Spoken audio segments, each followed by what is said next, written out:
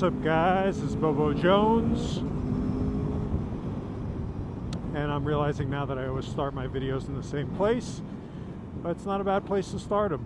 Right here by the beach in SoCal. There's some people about to go hang gliding into the water. Not a bad place to be. I got over COVID, and then immediately once I got over COVID, I got a cold. This is just what happens when you have kids that go to school. I guess I'm just going to spend the rest of my life getting sick all the time. So, makes me miss COVID when I didn't see anyone and never got sick and could just work out and ride my motorcycle. But I guess seeing people is good too, right? Anyway, so today I wanted to talk about, I see a lot of chatter online about the base version of this 2022 Tuono V4 Factory versus the, why did I just say V4 Factory? The base version versus the V4 Factory. And, you know, in past years, it's been like the base version was just a less feature-rich version of the bike.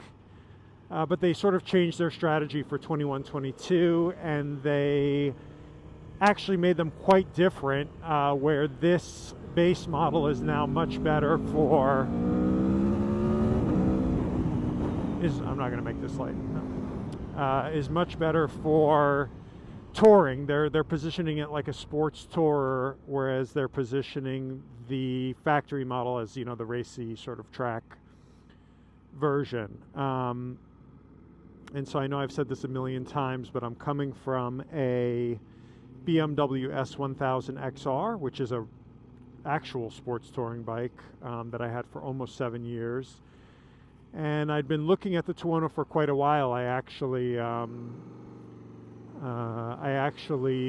test drove one, I think 2019, like 3 years ago.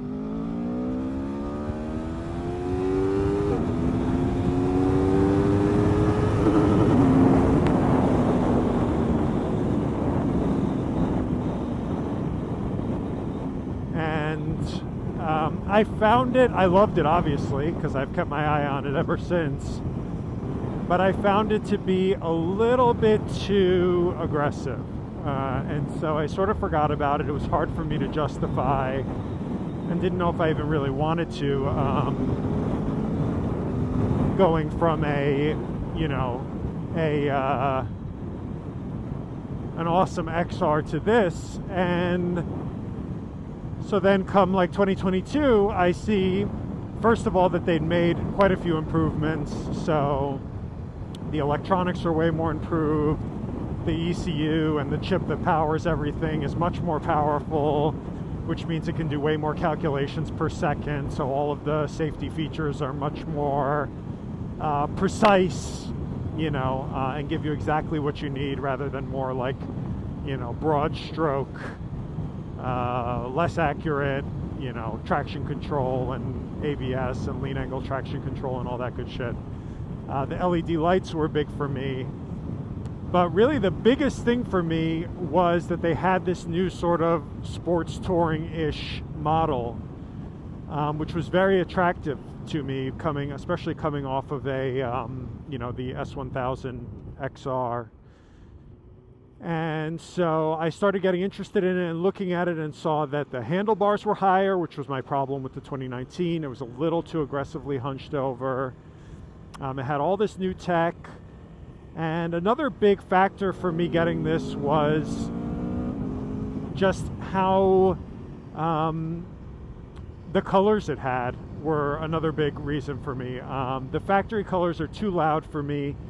And don't get offended if you own the black one, but I don't particularly like the looks of the black one. I think it just kills the whole design of the bike. It just looks like nothing. Like it just looks like a, 2015-ish, Ninja or something like that. Like you can't tell what it is. And I love the matte white on these. And so that was another big factor for me, was the color.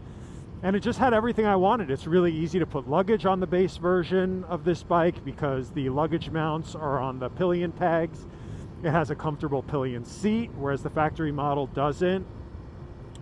And so it had all these features that I wanted, that I actually preferred to the factory model. So it wasn't like I'm just getting less of everything. It had almost all the features I prefer to the factory model. The only real downside, again, is that it doesn't have that Öhlins electronic suspension.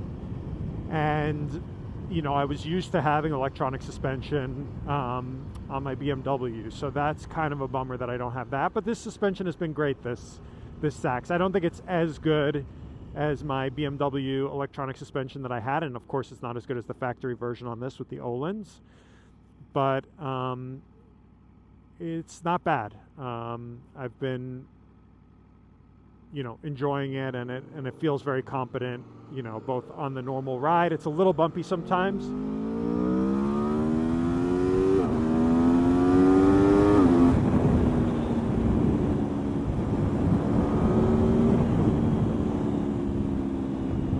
But it's been great.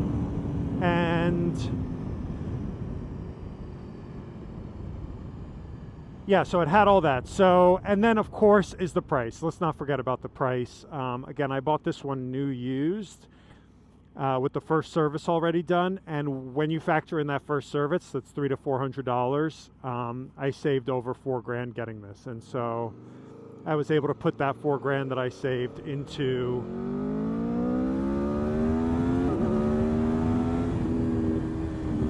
other stuff I wanted, like the luggage and an extended warranty and the up map device and, you know, frame sliders and stuff that I wanted. So it really worked out for me, and I've been really happy. So I'd say, you know, when people ask this question online, I basically say, do you care about having a pillion?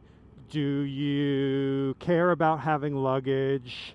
And last but not least, do you care about, like, the comfort doesn't really matter because you can add the bar risers onto the factory version and make it just as comfortable as this. The actual rider pegs or foot pegs are no different on this bike than the factory, so that doesn't make a difference. And adding handlebar risers is a very inexpensive upgrade. Oh shit, am I on the fucking wires to get this thing to go? Yeah, I am.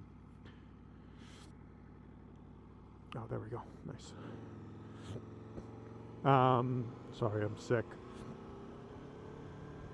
And so if you care about having a pillion and you care about having luggage and you just want sort of an overall less intense package that also happens to save you money, then I'd, you know, recommend this one to everybody.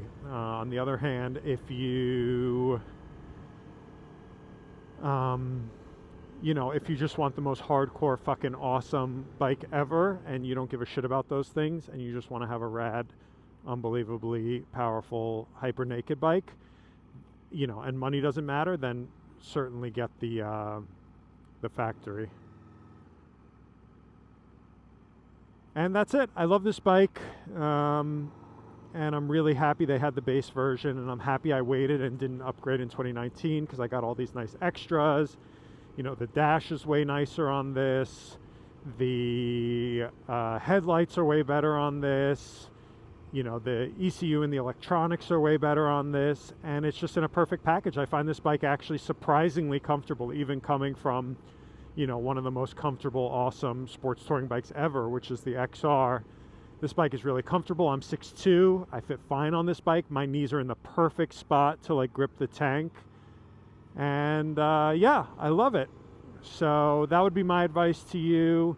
They're just different models now. And you can spec out the factory. Again, if you just have a ton of money and you like that crazy factory paint job, which is fucking rad. I like looking at it when other people have it. I just didn't want to own it myself. It's a bit too loud for me.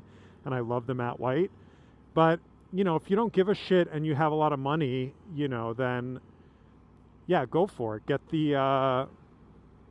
the factory, and then you could put a different seat on this. You could put the pillion seat on this. It won't be as comfortable for the pillion though, because the foot pegs are higher on that one. But you could basically do everything to this to the factory that this has. You could do 90% of it basically. You could still install luggage on that one, although it's a pain in the ass because you have to mount it in the tail. But yeah, how much is gas? Oh, not bad. Look at this Cali gas going down. I'll take $5.50. That's not bad. It was like $7 recently. Anyway, that's it. I'm going to get my gas. I don't know why I'm still running the bike. Hello? No, that's not neutral. No, that's not neutral. There it is. I just need to move the wheel a little. That's it. This is Bobo Jones saying Arrivederci. Ride safe. Have a good life. Go get yourself a factory or a base. Either way, you're going to be very happy. It's an awesome bike. Bye-bye.